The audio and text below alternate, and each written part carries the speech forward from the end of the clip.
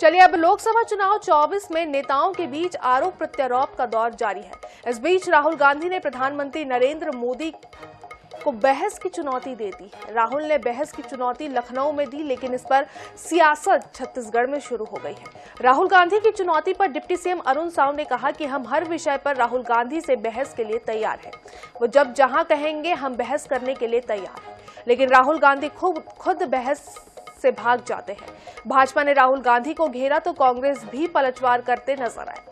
पूर्व मंत्री शिव डहरिया ने कहा कि मोदी जी से बात करने कांग्रेस का सामान्य कार्यकर्ता भी तैयार है। 10 साल में उन्होंने क्या किया बताने की स्थिति में नहीं है। शिव डहरिया ने कहा कि धर्म, जाति, मंदिर के नाम से राजनीति करते हैं, जनता के लिए कुछ करने वाले नहीं है। खुद भागते हैं चर्चा से।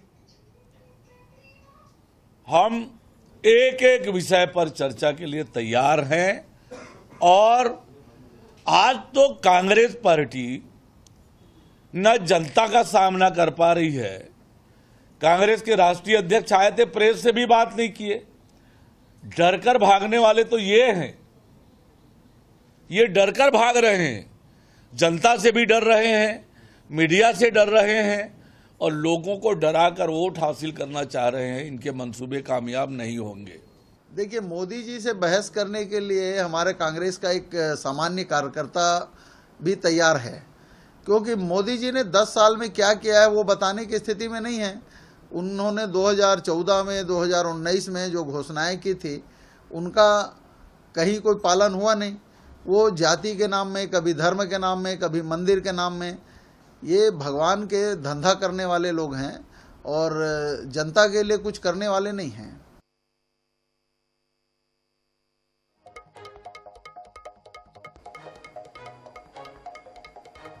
इधर छत्तीसगढ़ में बीते 5 महीनों में मुठभेड़ की 17 घटनाएं सामने आई है। इन घटनाओं में 103 नक्सली ढेर हुए हैं। इन घटनाओं को लेकर जहां लगातार सियासत हो रही है, वहीं नक्सलियों के साथ बातचीत को लेकर भी आरोप प्रत्यारोप का दौर जारी है। लगातार सामने आ रही एनकाउंटर की घटनाओं को लेकर तो बवाल ही मचा हुआ है। देखिए, छत्तीसगढ़ में एक बार फिर बीजापुर जिले के गंगालूर इलाके में सुरक्षा बलों के साथ मुठभेड़ में 12 नक्सली ढेर हो गए। 1200 से ज्यादा जवानों ने पूरे जंगल को घेरकर सर्च ऑपरेशन चलाया। इस घटना में आईडी की चपेट में आने से एक जवान घायल भी हुआ।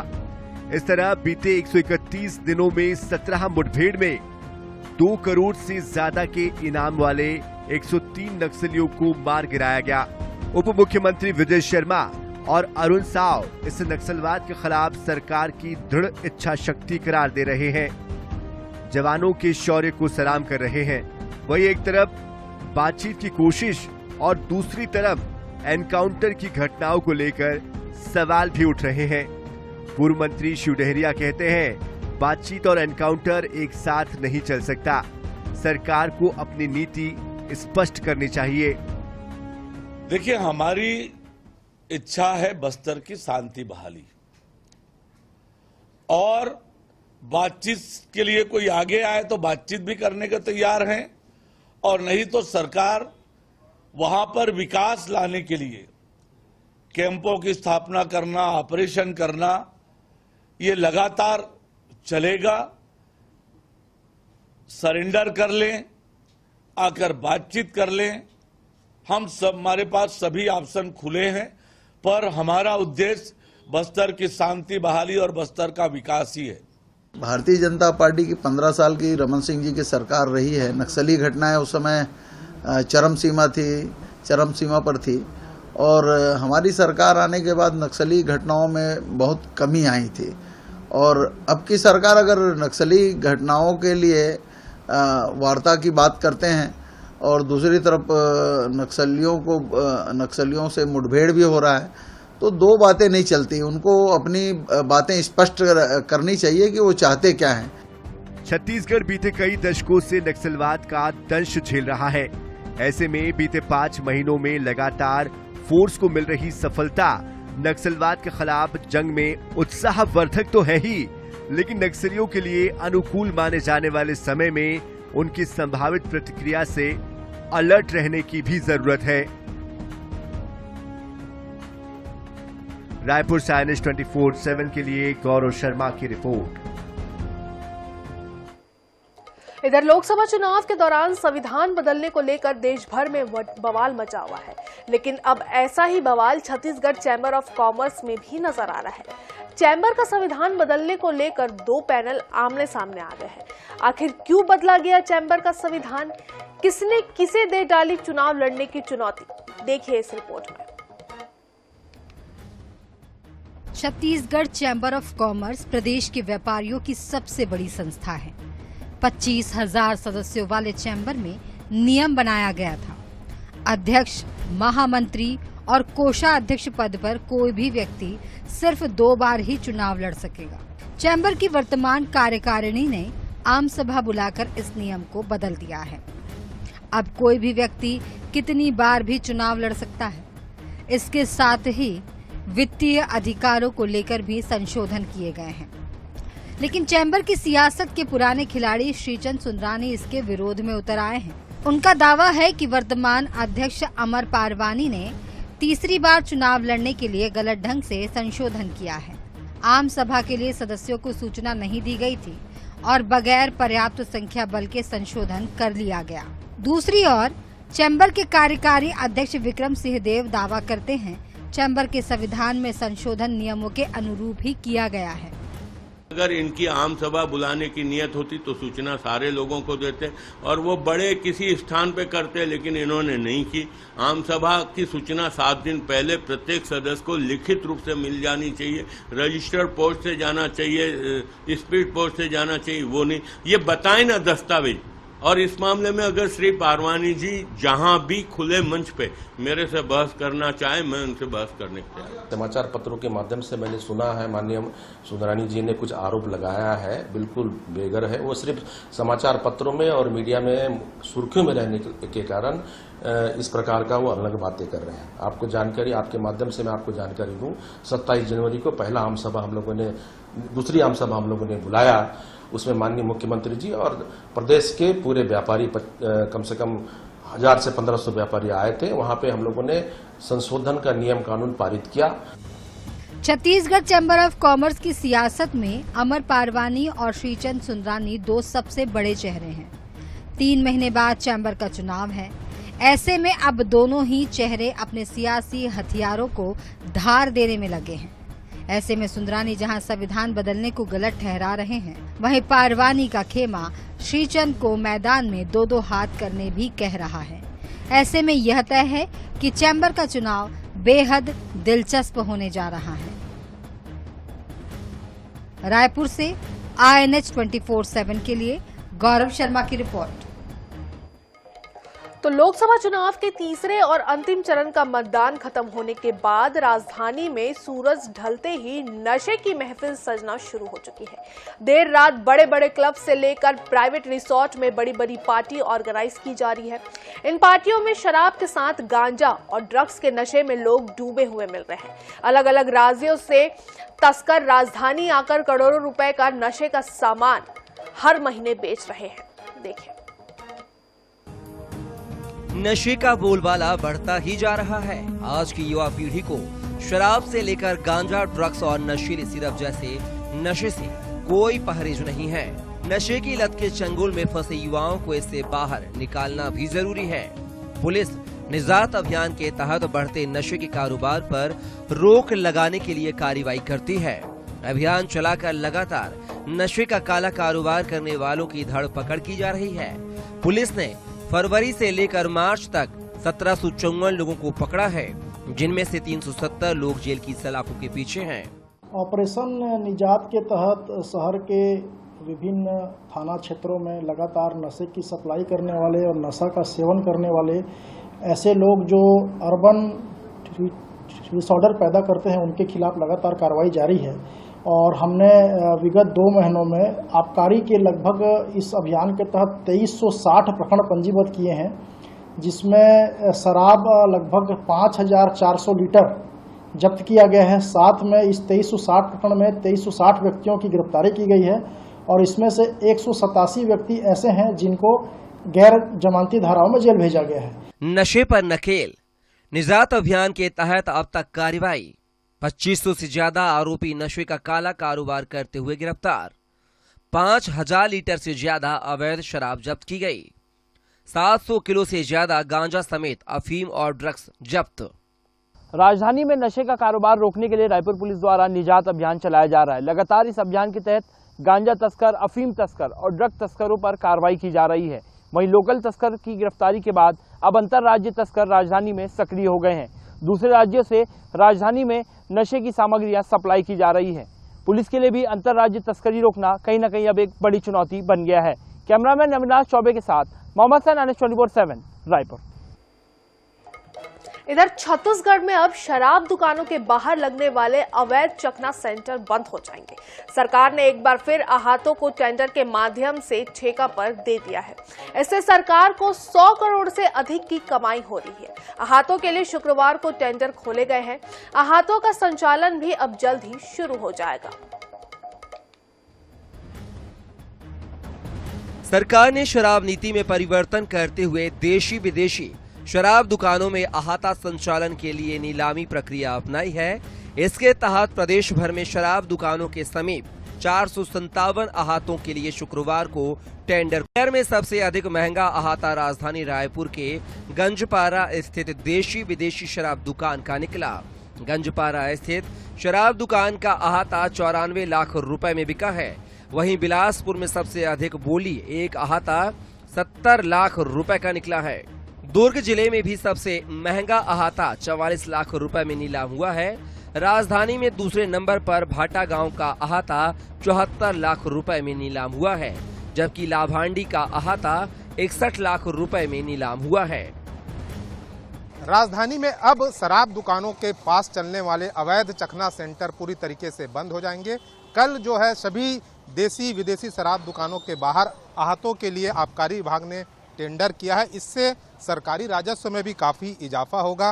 करीब 457 अहातों के लिए टेंडर हुए, जिससे सरकार को 103 करोड़ रुपए की आय होगी। और सबसे महंगा जो है चखना अहाता सेंटर जो टेंडर हुआ है वह राजधानी रायपुर का यह तेलघानी नाका का गंजपारा स्थित देशी विदेशी शराब दुकान का है। यहाँ पर भी काफ़ी संख्या में जो है अवैध चखना सेंटर लगते थे, लेकिन अब वे नहीं लगेंगे और ये नियमतः चलेंगे। इसके अलावा जो है राजधानी रायपुर में ही जो है भाटा गांव का जो अहाता सेंटर है वह 75 लाख रुपए में बिका है। इसके अलावा जो है लाभांडी में 61 लाख रुपए और जी रोड स्थित 61 लाख रुपए में अहाते का टेंडर हुआ है। इसके अलावा जो है बिलासपुर की बात करें तो बिलासपुर में एक अहाता सेंटर है जो कि 70 लाख में, वहीं दुर्ग में एक अहाता सेंटर है जो कि 44 लाख रुपए में बिका है। अब जो है अहाता सेंटरों से जो राजस्व है वह आबकारी विभाग को मिलेगा। इससे कहीं ना कहीं जो है राजस्व की तो बढ़ोतरी होगी, साथ ही साथ जो है आबकारी की कमाई भी बढ़ जाएगी।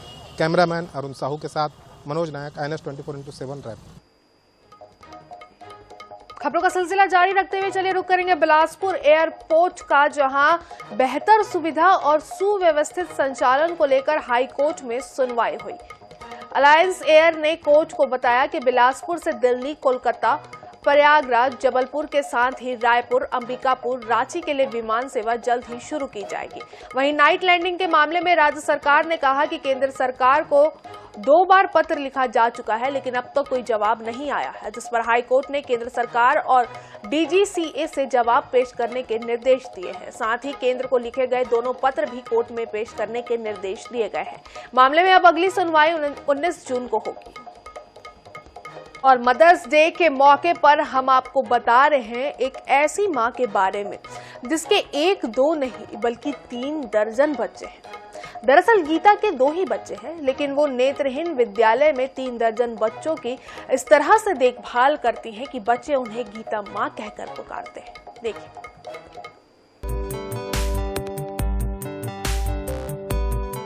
जिला मुख्यालय मनिंद्रगढ़ के आमा खेरवा के नेत्रहीन विद्यालय में मध्य प्रदेश और छत्तीसगढ़ के 3 दर्जन से ज्यादा बच्चे रहकर पढ़ाई करते हैं। यहाँ काम करने वाली गीता इन बच्चों को कभी एहसास ही नहीं होने देती कि वो अपनी माँ से दूर है।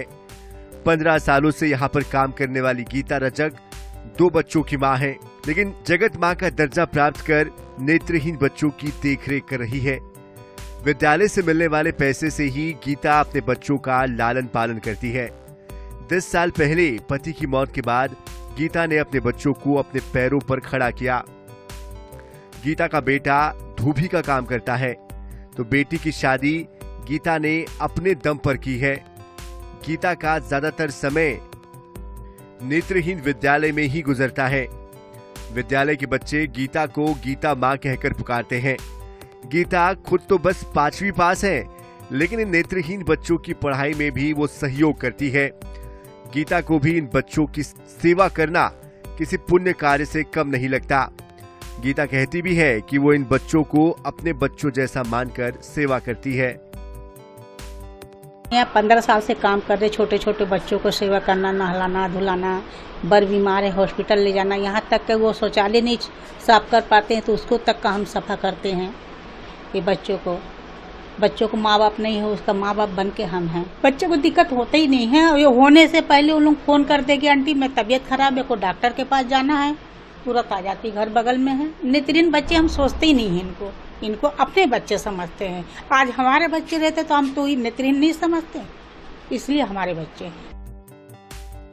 गीता पिछले 15 सालों से नेत्रहीन विद्यालय में काम कर रही है, जहां के छोटे बच्चों को नहलाने तक का काम गीता ही करती है। इसके अलावा छात्रों के कपड़े धोना, खाना बनाकर उन्हें खिलाना, बर्तन धोने और छात्रों के बेड लगाने से लेकर कई ऐसे काम हैं जो गीता करती है। इसके अलावा छात्रों की मदद करने से उनकी तबीयत खराब होने पर उन्हें अस्पताल भी लेकर जाती है। छात्र ये कहते भी हैं कि यहाँ उन्हें अपनी माँ की कमी महसूस नहीं होती, क्योंकि गीता माँ उनकी सेवा उनकी माँ की तरह करती है। जैसे छोटे बच्चों का हम लोग जैसे छोटे छोटे थे तो कपड़ा साफ करना, नहलाना धुलाना और भी कई एक्टिविटियों में हम लोग की सहायता करना। कुछ भी हम लोग का सामान वामान जैसे गुम जाता है तो सामान ढूंढने का कार्य करती हैं। और हॉस्पिटल ले जाना, तबीयत खराब हो जाता है तो आंटी हॉस्पिटल ले जाती हैं हमें। विद्यालय के व्यवस्थापक ये बताते हैं कि 10 घंटे काम करने के बाद भी जब कभी गीता की जरूरत होती है तो उसे बुला लिया जाता है और वो आकर हर काम करती है। यहाँ पर श्रीमती गीता रजक जो है आया के पद पर पदस्थ हैं, जो कि 2009 से यहाँ पर सेवारत हैं। वो यहाँ पर पूरी अपने कर्तव्य निष्ठा के साथ अपने कर्तव्य का पालन कर रही हैं। नेत्रहीन बच्चे हैं जिनकी सेवा रात दिन कभी भी अगर इनको आवश्यकता होती है तो इनको बुला लिया जाता है और ये पूरे मन लगाकर बच्चों की सेवा कर रही हैं। गीता ने अपनी जिंदगी में मुश्किलों का सामना करते हुए भी हार नहीं मानी। पति की असामयिक मौत के बाद अपने बच्चों को पैरों पर खड़ा कर उनकी शादी भी करा दी और अपना अधिकांश समय विद्यालय के नेत्रहीन बच्चों की सेवा अपने बच्चों की तरह करते हुए गुजार रही है। रविकांत सिंह राजपूत, INS 24/7, मनिंद्रगढ़। और रायपुर से खबर सामने आते हुए जहां राजधानी में बदमाशों के हौसले बुलंद, सोशल मीडिया पर अपलोड किए धमकी भरे वीडियो, सड़क पर खुलेआम चाकू लहराते दिखे बदमाश, पुलिस की सख्ती का बदमाशों में नहीं नजर आ रहा है खौफ। तो राजधानी रायपुर में दिन पर दिन बदमाशों के हौसले बुलंद होते जा रहे हैं। आए दिन सोशल मीडिया पर धमकी भरे वीडियो बदमाशों के द्वारा अपलोड किए जा रहे हैं। अब ऐसा ही एक और वीडियो सामने आया है, दिखाते हैं आपको।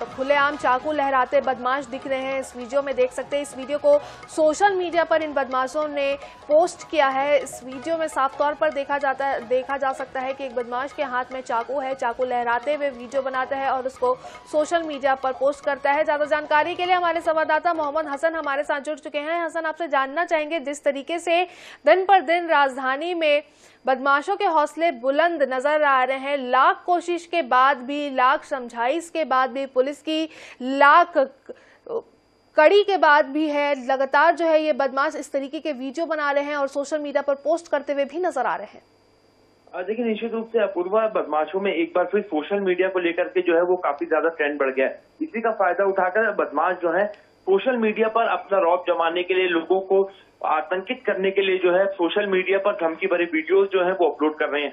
हाल ही में ये 2 वीडियोस जो है वो इंस्टाग्राम से निकल कर के सामने आए, जहां पर 2 बदमाश हैं। पहले वीडियो में तो ये एक बारात के दौरान जो है आप देख सकते हैं कि किस प्रकार से दिन दहाड़े सरेराह लोगों के बीच लोगों को डराने के लिए, अपना रौब जमाने के लिए चाकू निकाल करके बीच भीड़ भाड़ वाले इलाके में जो है वहां पर चाकू निकाल करके नाचते नजर आते। वहीं दूसरा वीडियो ये बदमाश जारी करते हैं जिसमें फिल्मी डायलॉग्स मारते हैं और फिल्मी डायलॉग मारने के बाद लोगों को आतंकित करने के लिए जान से मारने की धमकी देते हैं, गाली गलौज करते हैं और इस प्रकार से वीडियो अपलोड करते हैं। जबकि बदमाशों को मालूम है इस प्रकार से वीडियो अपलोड करने पर पुलिस द्वारा लगातार कार्रवाई की जा रही है। आर्म्स एक्ट की कार्रवाई के आंकड़ों की बात करें तो 2000 से ज्यादा लोगों पर आर्म्स एक्ट की कार्रवाई। जी बिल्कुल, लगातार बदमाशों के द्वारा इस तरीके के वीडियो पोस्ट किए जा रहे हैं। अब देखना होगा कि पुलिस इस मामले में क्या कुछ कार्रवाई करते हुए नजर आती है। तमाम जानकारी के लिए हसन बहुत बहुत शुक्रिया।